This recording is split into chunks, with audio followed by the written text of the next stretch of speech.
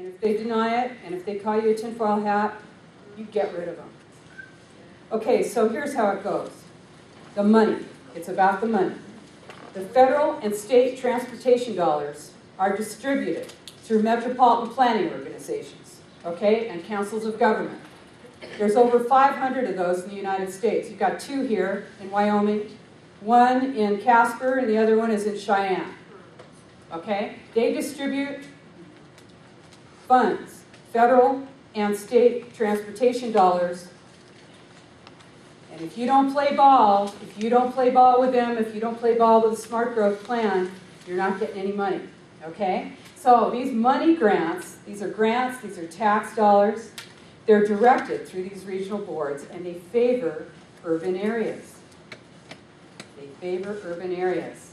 So, if you want money, of course, you're going to be building, subsidizing, and zoning for smart growth. What's smart growth? Okay, what's smart growth? Okay, so here's what it looks like. And it's, it looks a little bit different everywhere, but this is what it looks like. You're going to recognize it, okay? It's, often it's ground floor retail. Ground floor retail built right to the edge of the sidewalk, 12 feet high. 1, 2, or more stories of residential. Above that, condos or apartments. This is often vacant, often bankrupt, often sitting. Around the back in the alley, there's access to parking for 1 car per unit or less. Around in the front, you're going to have traffic calming. You'll have your colored concrete, your median strip down the center of the street where you used to have 4 lanes, now you've got 2. You've got a median strip, you've got a bike lane, often. And this is paid for with your tax dollars. Oftentimes it'll be in a redevelopment area, which is using your property tax dollars for 20 to 35 years to pay off what got built there, privately. Private for-profit development, and it's subsidized by your tax dollars. Okay? So in addition to that, and it also pays for visioning projects. And if you've been to a visioning project, you'll know it, right? Because you go in there and they want to hear what you have to say. This is your plan. And you go in and there's these little tables. They often hold these in elementary schools, right? And you sit down with your crayons and your gold stars and the maps of the city are there, and you color what you'd like to see there. What would you like to see here in the center of Casper? What would you love to see? Oh, I think I'd like to have a convention center. And maybe we'd like to have a new library. Yeah, that's what you see. Okay, this is your plan. They need consensus. They want buy-in. They know they're not going to get buy-in from real people. And that's why they had stakeholders meetings in advance, where the people that they knew were going to buy in on the program already came together without you knowing about it, because you didn't get invited. Or maybe you did, but the second you started saying, I don't know about this, you weren't invited to the next one. So, those stakeholders meetings, they set the stage. Money is granted through HUD grants, $100 million a year in HUD grants. In 2010, Wyoming and Idaho shared a $1.5 million HUD grant for sustainable community regional planning. These grants don't build anything. These are for those meetings. It's for planning. This is a full employment act for planners. Because life is better with planning. Now look, do I know, hey, regional planning, there are some reasons to have regional planning, right? When you drive out of your town or your county or your state, you want that road to keep going. You don't want to just have it drop off the edge of the cliff, right? So that we need regional planning for some things, like transportation, right? But this is not that. This is a combination. This is where we have transportation dollars going to pay for housing, subsidizing housing, so that you will be moved into, and I'm going to show you how, into high-density urban development in the center of your town. And that is paid for with your tax dollars, with subsidies, and with grants. Okay, so what's it look like? These visioning programs, these visioning plans, Planet Wyoming. That's a public-private partnership with money for planning and GIS, global information systems, because they want to know where you are. Because what? It's an information, inventory, and control. That's what Agenda 21 is. Remember, inventory and control. You are being inventoried and controlled.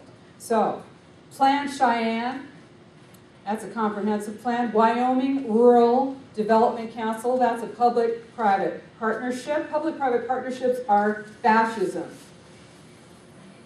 That's when your government guarantees that whatever private industry is partnering with it is going to come out okay.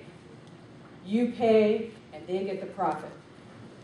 They also, you know, it used to be they needed lobbyists for everything. Well, they figured it out after a while. They said, we don't need lobbyists if we get our own guys elected.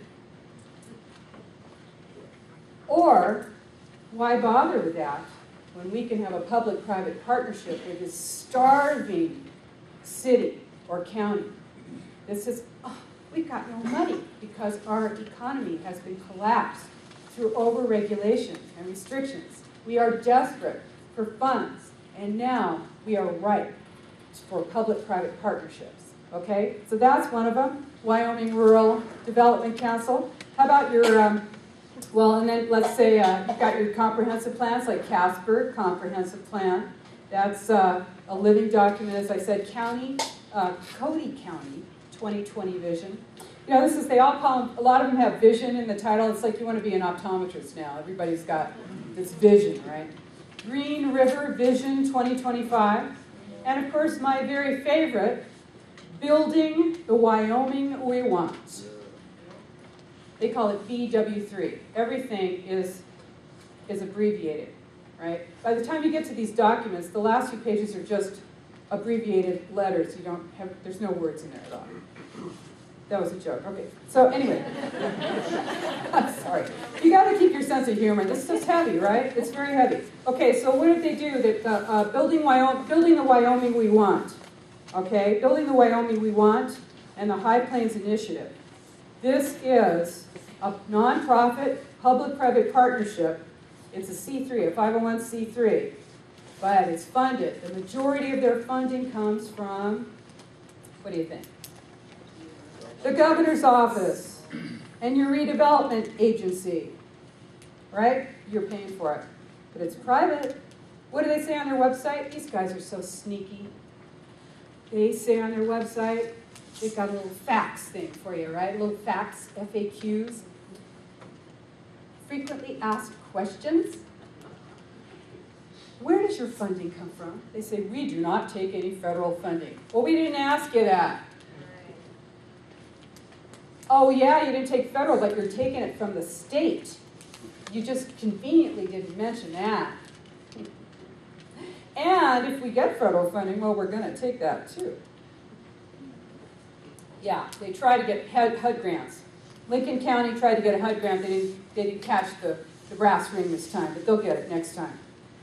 These grants are from HUD, Department of Energy, DOT, EPA. Ring a bell? They were all on the President's Council on Sustainable Development. Every one of them, okay? This is what it's about. This is the Partnership for Sustainable Communities.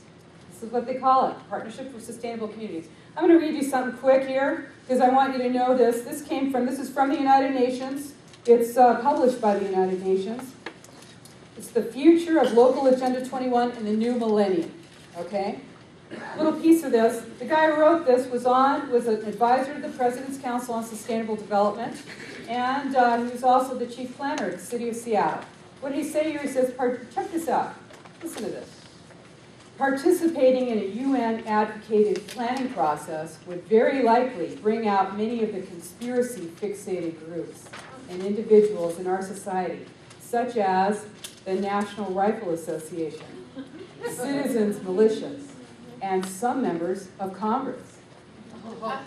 This segment of our society who fear one world government and a UN invasion of the United States, through which our individual freedom would be stripped away, would actively work to defeat any elected official who joined the conspiracy by undertaking local Agenda 21.